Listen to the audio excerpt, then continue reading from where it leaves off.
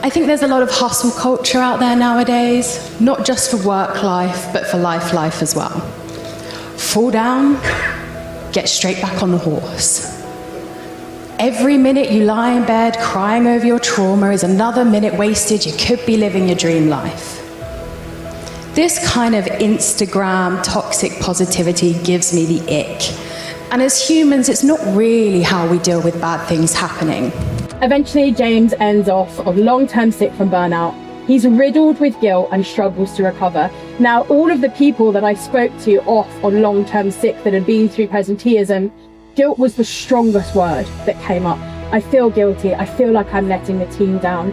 And it's so heartbreaking because, and I know there's a couple of counsellors here that will tell you that if you feed guilt to a human being, they're not going to get any better.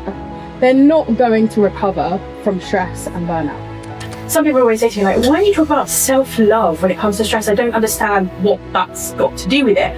Like, it's everything to do with it. The way we treat ourselves is everything to do with how stressed we are. Because stress is threat. And threat means that we're not very good to ourselves because we're literally saying, I need to do better so I don't get attacked by that saber-toothed tiger. That is it. The burn framework is be aware, unlearn, rebuild, and now take action. We get to rewrite the rules because we're shaking off the old values and the old beliefs, and we get to decide. How cool is that? Like, imagine it's day one and someone said to you, what values do you want to hold? Not what your maths teacher said, not what your mum or dad said, not what anyone else said. What values are important to you? Lovely, welcoming, inspiring. It's been amazing meeting like-minded people and meeting you, Bex, as well. So if I was summing up the workshop in 3 words, it would be supportive, fun, and positive. The workshops made me feel really positive, really ready to take action.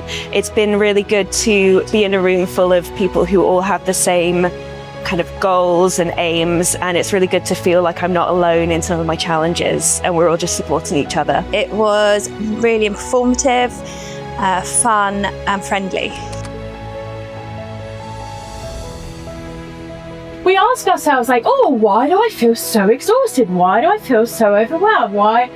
Because this is what we're carrying on a daily basis. We're seeing a huge amount of burnout in the sandwich generation, at the Anti-Burnout Club in particular, and those that are sort of sandwiched, if you like, in between these caring responsibilities with children at one end, bringing up children, and also aging parents. It's becoming a big problem, definitely.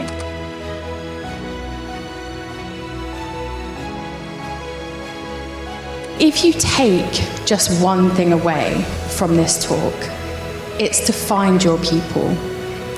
Some of them are probably in this room with you right now. This group of brave, like-minded people who have all been through their own bad experiences and traumatic events.